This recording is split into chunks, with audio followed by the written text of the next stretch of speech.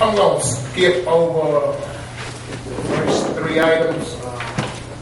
Probably bring them back up when we get a board attorney on board, because some of these are going to indulge into legal concerns. So we're going to move right on to the update on Hinds County Agricultural High School. And I put that on the agenda because I have great concern and a great passion for that institution at Utica.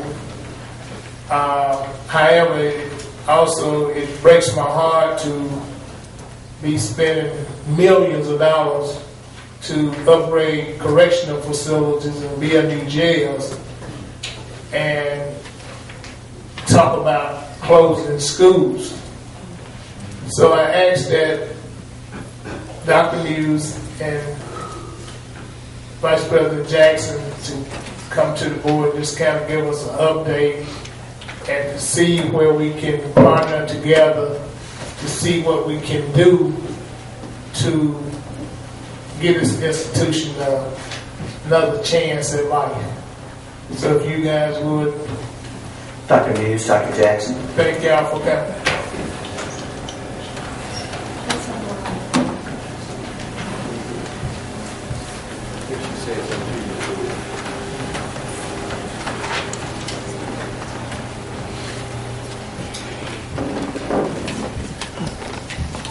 Morning, Dr. Muse. Good morning. Good to see each one of you here this morning, and thank you for the opportunity to come and be a part of the meeting this morning. I do appreciate Mr. Hunter's interest. He attended the session that we had at Edwards, and I got my first chance to meet him, and I appreciate his interest in this. Passing to you is a document that has a sheet like this, which is an information sheet for you, which contains most of the things that I will talk about. You'll notice in there that the legislature had an interest in closing all 3 of the agricultural high schools in the state of Mississippi. There used to be a 4th one that was at Itawamba, and it was closed prior to this proposed legislation. The 3 are one at Coahoma County Agricultural High School, Forest County Agricultural High School, and Hinds Agricultural High School. The effort on their part was to be a part of a much larger school consolidation in the state of Mississippi. We were successful in getting them to have a study done. The study was done by the State Department of Education, and coming back from that study, the State Department of Education had a consultant, out-of-state consultant, that came in and did the work. And in the final analysis, they recommended closing Hinds Agricultural High School, leaving Forest County alone because it was a K-12 system with its own district, and placing the Coahoma in an early college high school setting, and they had their own district.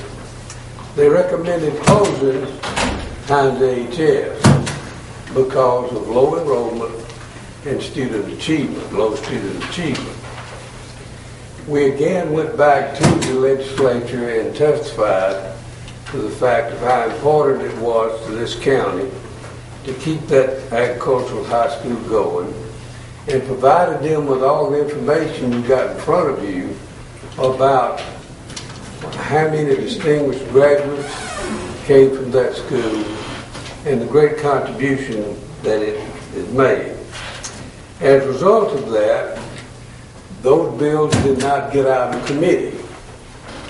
But we're faced with a situation in which I've got to report back to them as to what has happened. What we agreed that we would do was to try to get the enrollment up. The student enrollment is the problem. And that enrollment continues to go down. Obviously, I cannot in good conscience come to this board of supervisors and ask for any additional millage when I don't have the students to educate. We've had the same millage, 0.54, ever since I have been here as superintendent of the school. And it would be sufficient if I could get the enrollment up to anywhere from 200 to 250 students. That has not come about. We made some special efforts this year. We had community meetings at Bolton, Edwards, Raymond, and Utica, and discussed where we were and asked for the community's support in trying to get enrollment up. Dr. Jackson came on board with us about a week before we got high school started. She didn't have a lot of time, but she has spent a lot of time working with community leaders, church pastors, and others, trying to explain to them where we are with this and what possibilities we have for the future. Now, at a time when we're interested in students graduating from high school, this past year we had 100% of the senior class, which was 50 students, passed all the state tests and to graduate. Now, there's a lot of other formula that gets in there, but the bottom line is we have an excellent record of graduating our students, and we believe that we can correct the academic achievement part of it. But the enrollment is another full question in front of us. Supervisor Stokes. Thank you, Mr. President. Dr. Mears, we were in Utica giving away school supplies a few weeks ago, and some of the young people came in to receive school supplies. Some of the parents would ask whether they went to Hinds AHS, and some went to, I think, Raymond. Right. Okay. And I remember talking to you earlier part of this year, came up to Hinds AHS as a, I think, freedom of choice. That's school correct. where people can come all over the county. That's correct. At Hinds AHS. My suggestion would be to recruit, and I'm not trying to give you headaches. I know some of those in Jackson Public Schools, and I know Dr. Jackson can handle it. Some of those who thinking about dropping out or dropped out, the school system provide bus service to the school? Do you have trades also at the school? I guess I'm asking, do we have trade at the school also? Yes. One of the things that we intend to do is to increase the career opportunities. Especially, we want to include them being able to dual enroll at the college trades program.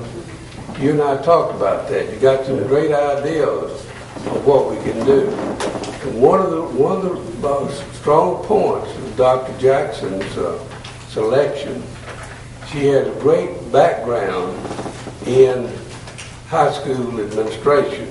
She comes to us from the executive director of the high school of Jackson. She's a Hinds Countyan, and she has put untold energy into this already. She's got some great ideas.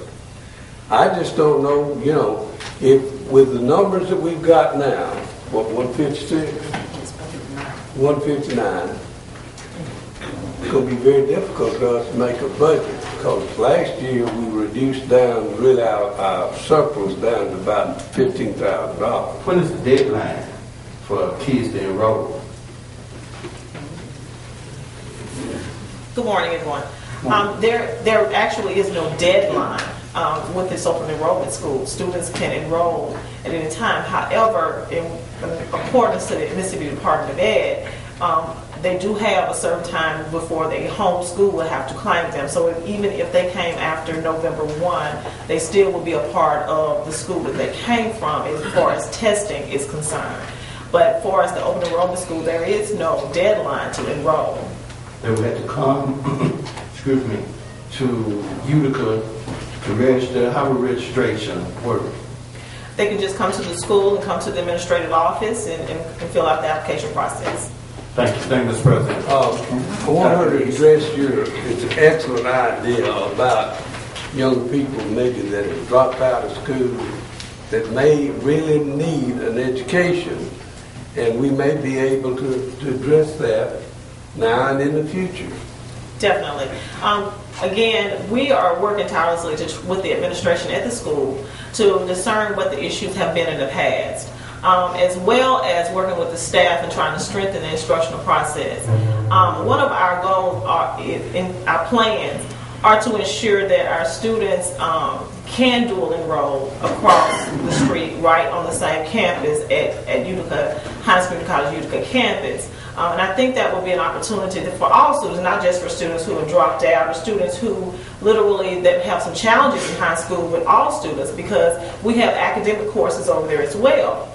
So a high-performing student can also benefit from being a part of that process. I really just think that the school has a lot of potential. It has a lot of opportunities that I just think that the public is not aware of, and that's why we're trying to get the word out that we do exist. And we are open enrollment to any student or any parent to any student who lives in Hinds County. And we can provide a quality education there. And we are diligently working day to day, monitoring the instructional process there, as well as working with the administration and the Mississippi Department of Ed. I have been working with them every day, trying to ensure that we can put some things in place to ensure our students are receiving rigorous instruction and performing successfully as any other high school in the state of Mississippi. So it's a work in progress. As Dr. Muse stated, I was appointed maybe a week before school started at that school, but have been diligently working every day with that staff to see what we can do to increase it. So I just challenge everyone to give us a chance to support the school, support the administration, support us as we look at what we're going to have to do to ensure that it is sustained and that it is successful. Okay, Dr. Walker and then Supervisor Hunter. Thank you, Mr. President. And then we'll go back to Dr. Muse. Dr. Jackson is nothing short of a miracle worker because of what happened at Forest Hill. So, Dr. Muse, I think everything's in good hand, provided that the things that are needed, fall in place. Along the lines of what Supervisor Stokes mentioned, by approaching folk who may have dropped out, older students, for example, the fact that campus, AHS, is right there with the Utica branch of Hinds, offers some unique possibilities for dual enrollment, which is one of the big and growing things now. So maybe if some kind of package was put together, a whole lot of people could be attracted, I think, a good number, enough to at least make it look much, much better rather than somebody just arbitrarily closing it. But I think that may be one possibility that you can look at. Thank you, Mr. Walker. We intend to do that, already have things in place to do that, as well as to expand the career program. Yes. We had an opportunity to employ a new agriculture teacher, and Dr. Jackson has had a lot of discussion about totally changing that curriculum and make it more relevant to what is needed out there with the jobs in the agriculture section. And we're going to be doing that with every opportunity that we have. I particularly want to thank Mr. Stokes for providing some school supplies for our children.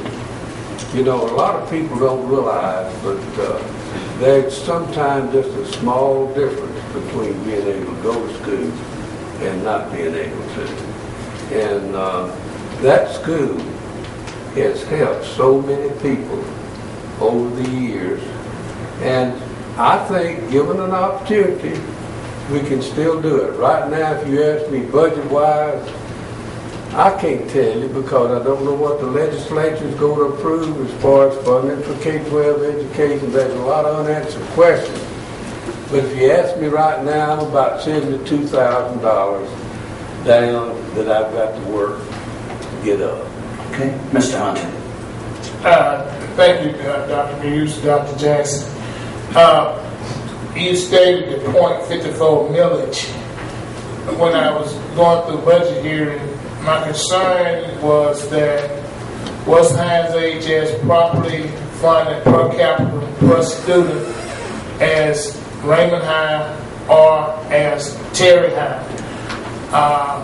Is it adequate? The quality is adequate because I know there's a lot of competition, so you won't be on a level playing field.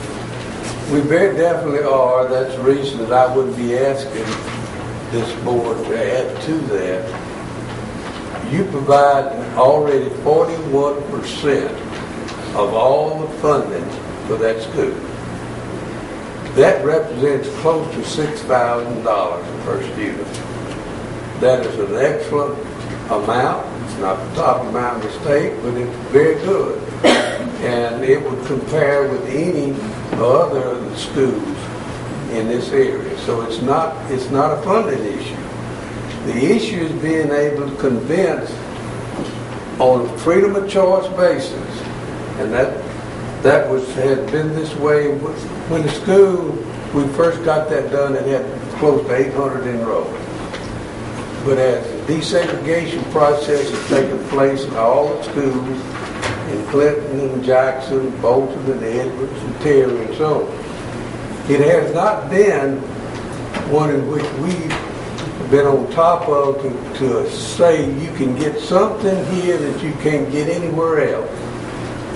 And we're going to start taking that message, and those flyers and stuff that you see in there, some of the things that we've already produced that in the community. You saw them when we were with Edwards. And we just got to work at that student enrollment. That's the big thing. Okay. Any other questions, comments for Dr. Muse? Mr. President, Dr. Jackson, I know of your work, and if anyone can turn this around, I know you can. And Dr. Muse, I've seen some of the positive changes with Hinds Junior College, Jackson Branch. I had a neighbor who went to Raymond on yesterday. We have a youth summit on Wednesday in their high school, and some of the young people made a bad choice and dropped out, but some of them are good students. And if we can find a way, and like I said, I think the key issue with Hinds AHS is the freedom of choice. I think this is the last, one of the very few freedom of choice schools left in the state of Mississippi. I think it's the only one. I think we can create a win-win where we can get some of the kids who might be on the wrong track back on the right track by putting them in an educational environment. And I think Hinds AHS might be in it. Some of you can come to Linear Wednesday at 6. We're going to see if we can get you some of those parents, some of those young people. We're going to be there. Hinds might be the answer. Thank you so much, Mr. President. Thank you a lot for your Thank you, Dr. Muse, Dr. Jackson. We appreciate you coming this morning. We'll continue with our printed agenda. We'll now go to Supervisor Calhoun, District 3. Thank you, Mr. President. As most of us